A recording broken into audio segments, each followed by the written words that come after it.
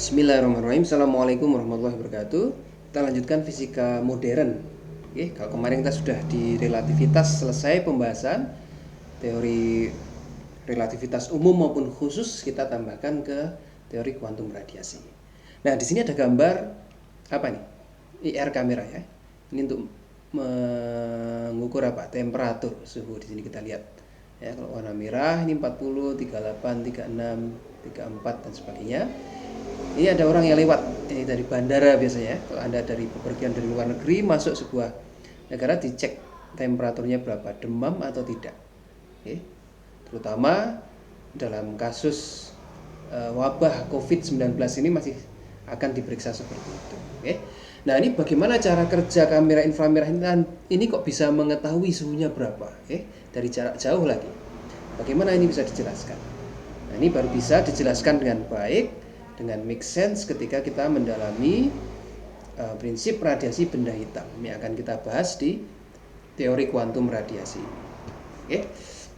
Nah, ini berawal dari prinsip yang sederhana yang kita semua sudah sangat mengetahui. Ya, kalau kita memanaskan sesuatu, bagaimana? Besi misalnya, saya mempunyai besi, kemudian saya panaskan. Awalnya besi yang tidak berwarna atau berwarna hitam ini, dengan semakin panasnya temperatur menjadi berwarna, kemerahan ini. Kita panaskan lagi, semakin membara. Kita panaskan lagi, semakin memijar.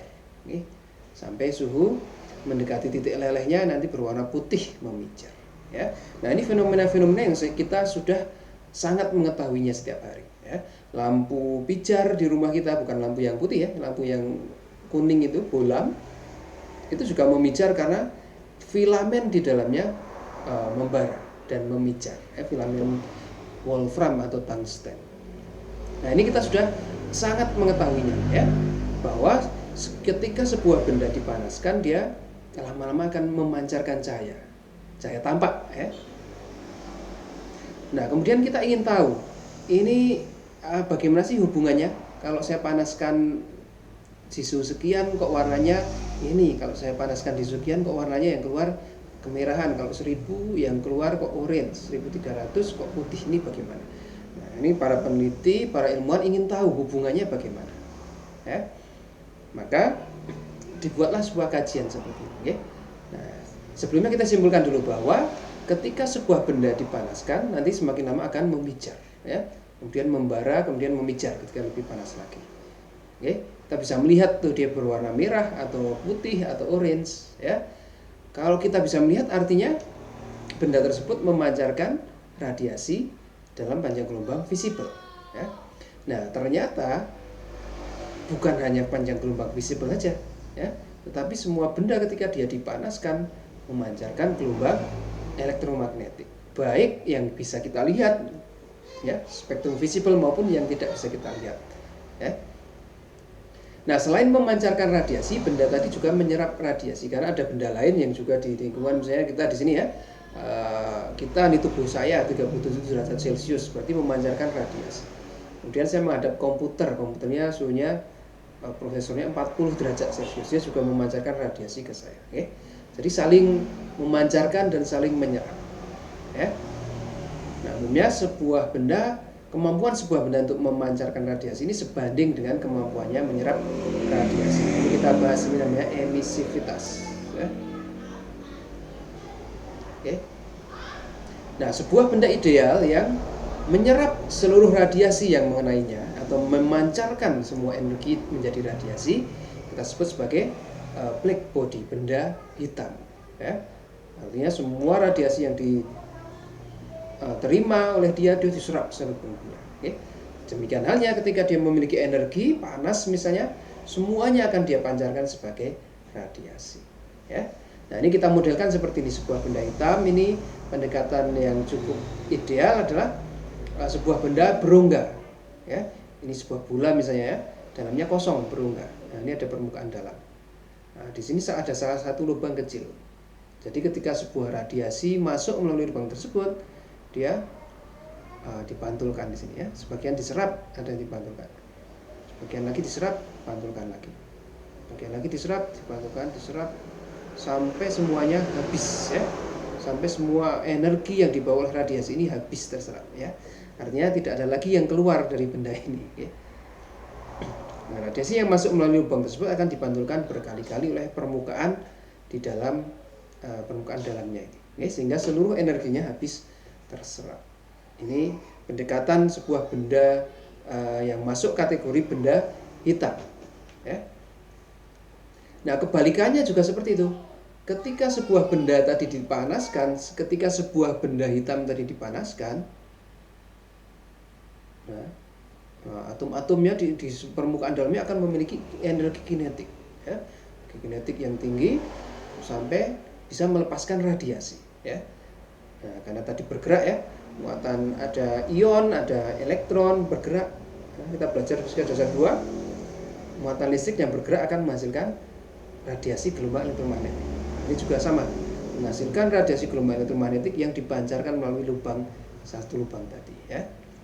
Jadi kebalikan dari sifat absorpsi adalah jika benda hitam tadi kita panaskan, dari permukaan dalamnya akan memancarkan radiasi ya. Ini yang kita sebut sebagai radiasi dari benda hitam, radiasi benda hitam. Oke, tadi seperti halnya besi yang kita panaskan meradiasikan warna ya, awalnya merah, kemudian ke orange, kemudian kuning, kemudian putih ya. Itu radiasi. Oke. Nah, ternyata ketika kita plot grafiknya, kalau temperaturnya sekian, ini panjang gelombang yang dipancarkan apa sih ya? Kita dapatkan grafik seperti ini. Oke. Kita sebut sebagai grafik black body radiation ya, radiasi benda hitam. Ternyata kalau digambarkan seperti ini. Kalau benda hitam saya ini saya panaskan hingga suhunya 3500, kemudian saya ukur, oh di panjang gelombang 500 dia memancarkan sekian ya, di panjang gelombang 1000 sekian, yang gelombang 1500 sekian. Oke. Kita plot, ternyata membentuk grafik seperti ini. Oke. Nah, demikian juga ketika saya panaskan lagi menjadi 4000 derajat Celcius, 4000 Kelvin, maka sekarang grafiknya berubah jadi seperti ini. Oke. Dan seterusnya 4500, 5000, 5500, grafiknya seperti ini. Oke.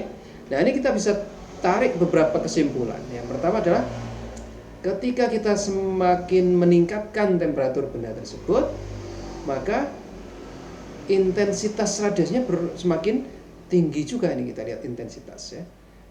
Atau selain intensitas adalah daya radiasi, area di bawah kurva ya.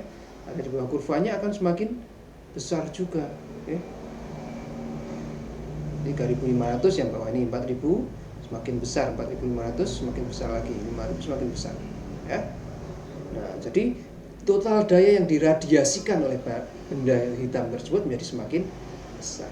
Nah, ini disimpulkan dalam persamaan Stephen Boltzmann ya, bahwa daya yang dipancarkan oleh sebuah benda yang panas ya, akan meradiasikan energi sebesar ini sebanding dengan luas permukaannya, konstanta Stephen Boltzmann kali emisivitas tadi yang kita bahas, emisivitas ya, dan suhu permukaan berpangkat 4. Oke. Ini kita sebut sebagai hukum Stephen Boltzmann ya.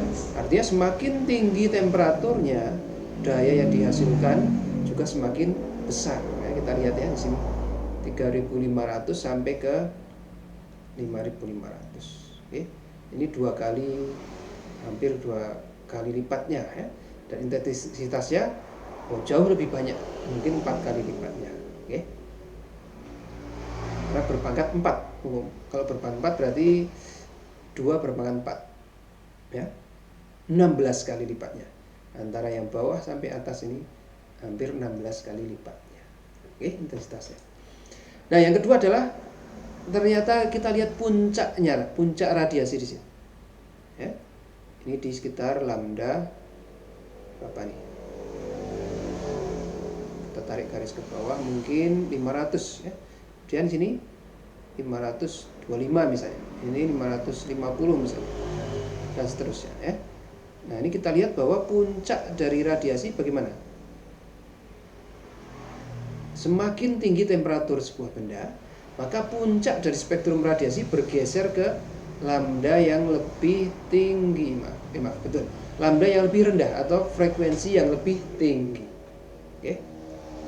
Nah, ini kita sebut sebagai hukum pergeseran Wien, di mana lambda maksimum kalikan temperatur itu sama dengan sebuah nilai konstan 2,898 kali 10 berpangkat minus 3 ya. Minus 3 meter Kelvin. Oke.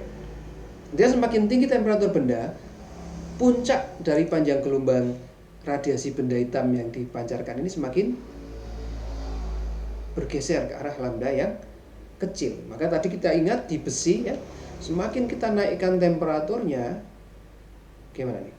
Nah, semakin bergeser ya puncaknya. Ini mungkin 700 nanometer, ini mungkin 600 ya, ini mungkin 500, ini mungkin 400 dan seterusnya. Ini kan kita lihat semakin bergeser ke arah lambda yang kecil ya, semakin dipanaskan. Nah, kita ingin tahu kenapa ya, kenapa kok frekuensi atau radiasi yang dipancarkan oleh benda hitam itu seperti ini sifatnya. Oke. Kenapa kok berbentuknya intensitasnya awalnya rendah pada lambda besar, kemudian naik, kemudian mencapai puncak, kemudian turun lagi pada lambda yang sangat kecil.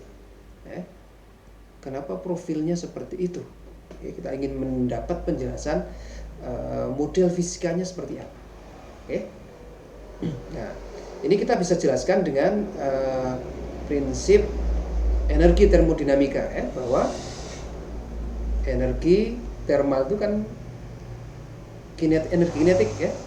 Nah, bahwa setiap misalnya sebuah molekul kita modelkan sebagai dua buah bola yang dihubungkan oleh pegas ya. Nah, karena ini pegas, dia bisa bergerak bebas ke kiri dan ke kanan misalnya ya. Nah, ini ada frekuensi tertentu gerakannya. Karena kita 3 dimensi dan juga bisa bergerak ke atas bawah, okay? Atau depan belakang. Okay? Kita ingat di termodinamika satuan energi kinetik untuk gerak di satu dimensi adalah setengah kPt. Ya, maka kalau kita punya 3 dimensi, ada X, ada Y, ada Z, maka total energinya jadi 3/2 kPt. Ya. Nah, ini maka di sini masuk, di sini ada persamaan ya. Nah, kita modelkan bahwa ketika 0 derajat atom-atom ini diam ya, tidak memiliki energi untuk bergerak sama sekali ya, pairnya juga mengkeret. Nah, begitu kita tambahkan energi, atom mulai memiliki energi kinetik, jadi bisa bergerak ke kiri, kanan, depan, belakang, atas, bawah, sehingga chaos seperti ini ya, terlihat chaos bergerak. Nah, karena atom tadi memiliki muatan yang berbeda, ada positif atau negatif, muatan yang diakselerasi atau deselerasi akan menghasilkan gelombang elektromagnetik ya, kita belajar di fisika dasar 2. Maka kalau kita memanaskan sebuah benda hitam, apa yang terjadi di dalamnya adalah energi panas tadi akan diubah menjadi osilasi partikel. Ini gerakan partikelnya tadi, atomnya bergerak chaos kiri kanan depan belakang atas bawah ya. Nah, karena akselerasi dan deselerasi muatan listrik ini akan menghasilkan radiasi gelombang elektromagnetik. Oke. Maka dengan pendekatan klasikal, persamaan Rayleigh-Jeans ini menyatakan bahwa intensitas dari sebuah radiasi benda hitam pada lambda tertentu, pada temperatur tertentu akan sebanding dengan 2pi kali C kali kPt berpangkat lambda bagi lambda berpangkat 4 ya. Artinya bagaimana? Kalau lambdanya semakin kecil, intensitasnya akan semakin tinggi ya. Nah, dengan pemodelan seperti ini ya, Rayleigh-Jeans harusnya ketika lambdanya semakin kecil, temperaturnya intensitasnya akan semakin tinggi berpangkat 4 ya. Nah, ini dia bisa memprediksi, ternyata dia bisa memprediksi dengan baik untuk nilai lambda yang besar, salah cetak ya, lambda yang besar atau energi rendah. Oke. Sedangkan untuk lambda yang kecil atau energi tinggi, ternyata sangat jauh menyimpang antara model yang kita punyai dengan yang kita observasi. Oke, seperti ini. Oke, yang tadi kita observasi adalah pada lambda besar, kecil ya. Pada saat lambdanya besar, intensitasnya kecil, kemudian semakin naik sampai puncak tertentu. Setelah itu turun lagi. Pada lambda yang sangat kecil, intensitasnya juga kecil. Oke. Ini yang kita temukan dari eksperimen. Ya. Profilnya seperti ini. Seperti tadi yang kita lihat. Oke. Tuh, profilnya seperti ini ya. Tapi model Rayleigh James memprediksi seperti ini ya. Karena I akan selalu naik bergantung dengan lambda yang semakin kecil. Kalau lambda semakin kecil, maka I akan semakin naik tak terhingga ya. Jadi semakin kecil lambda, I-nya akan semakin naik. Nah, tak terhingga sampai atas terus. Oke, dari persamaan ini tidak ada tendensi untuk turun kembali ya. Nah, ini yang kita sebut seperti ini ya. Lambda besar, lambda kecil. Oke. Nah, ini sangat jauh menyimpang pada panjang gelombang kecil mendekati ultraviolet ya. Maka disebut sebagai ultraviolet catastrophe ya, bahwa tidak match di bagian ultraviolet ke atas. Oke, itu terkait persamaan pemodelan klasik ya untuk menjelaskan fenomena radiasi benda hitam. Sebelumnya ada pertanyaan?